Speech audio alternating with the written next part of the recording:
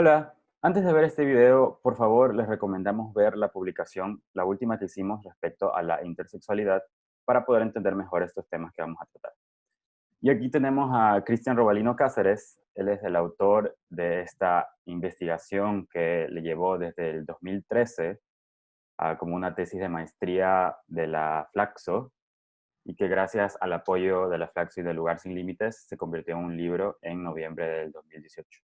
Y vamos a hablar en este video de historias de vida, de experiencias de vida que nos trae Cristian gracias a esta investigación. Entonces, le doy paso a Cristian.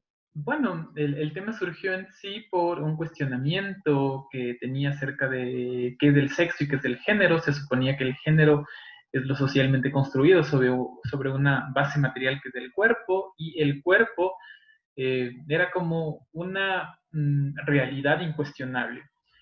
Cuando escucho por primera vez el término intersex fue aproximadamente en el año 2013, en una conferencia de Diana Mafia, filósofa feminista. Entonces empiezo a investigar más del tema. Me parecía importante eh, saber cómo actuaban los médicos en este tipo de nacimientos. Entonces, cómo se les atendía aquí en el país era algo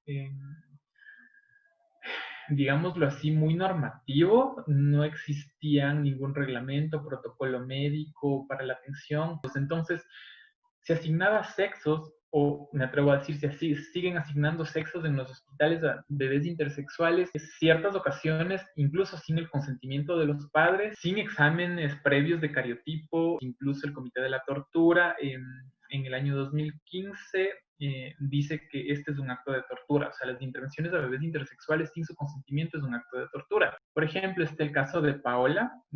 Paola fue asignada sexo femenino al nacer. El médico sabía que tenía cariotipo XY, es decir, una característica que define el cuerpo de un hombre biológico. A pesar de ello, le asignaron sexo femenino. Fue criada como mujer, y hasta que tenía aproximadamente 13 años jugando básquet en el colegio, sintió un fuerte dolor abdominal y fue llevada por emergencias a un hospital.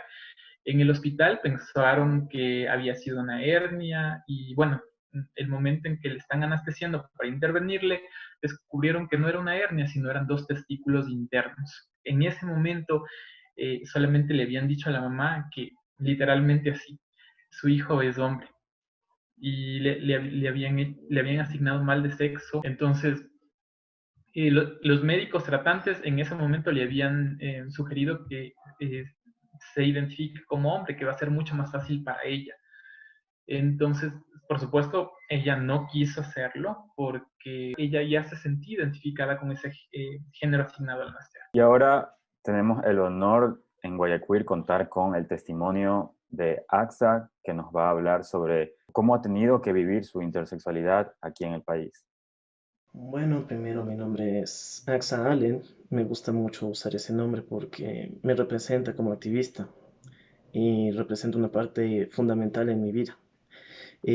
Cuando yo tenía 14 años, fue descubierta mi condición de intersexualidad.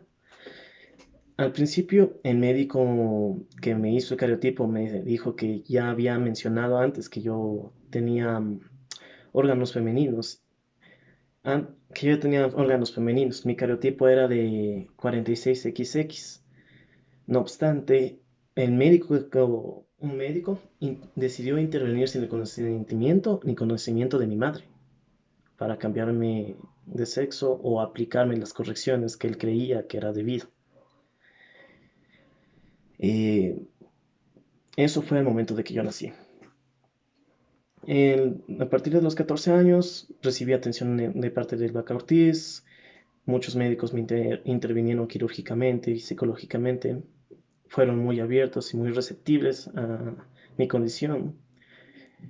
Especialmente me enseñaron a mí que lo mío no es una enfermedad, que no es para nada como decir algo así de lo que debería de sentirme avergonzado, que lo mío de hecho es algo que pasa con frecuencia, solo que no se habla, y que generalmente no soy, bueno, que generalmente a los niños o niñas que nacen así siempre se les interviene.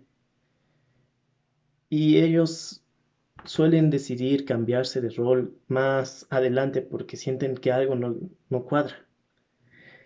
En mi caso yo decidí mantenerme con el rol masculino a pesar de todo ello. Pero yo decidí mantenerme con este rol porque primero es algo con lo que yo fui criado. Actualmente mi madre piensa que qué hubiera pasado si me hubiera criado de una forma más neutral.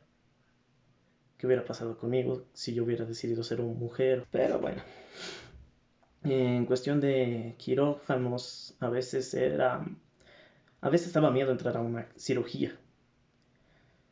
La mayor cirugía que tuve fue cuando me retiraron tanto las gónadas femeninas, o sea, el aparato reproductor femenino. Esta cirugía duró alrededor de 9 horas y media, más o menos, entre 9 a 10 horas. Fue la primera cirugía que se demoró tanto como decir en realizarse. Me levanté súper mareado. No era como las otras cirugías que me podía levantar normalmente después, sino que hasta era larga. Pero algo muy interesante es que al día siguiente me sentía feliz. No tenía ningún problema, no, o sea, estaba feliz. En cuestión psicológica, a mí siempre recibí mucho apoyo.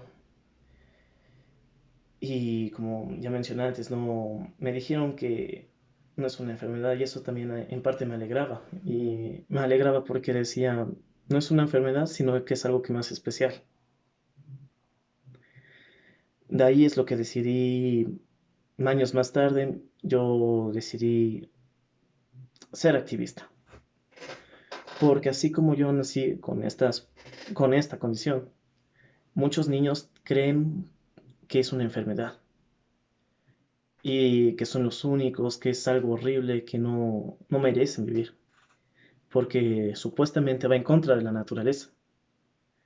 Pero los estudios y todo informan que la naturaleza es esta, también es esta, que no se da por, como decir así, por algún problema o algo, simplemente se da. Y es por eso que yo decidí ser activista, para apoyar a estos niños y apoyar a la gente que tiene esta condición y de un hecho al resto de las personas. Eso en general. ¿Algo más?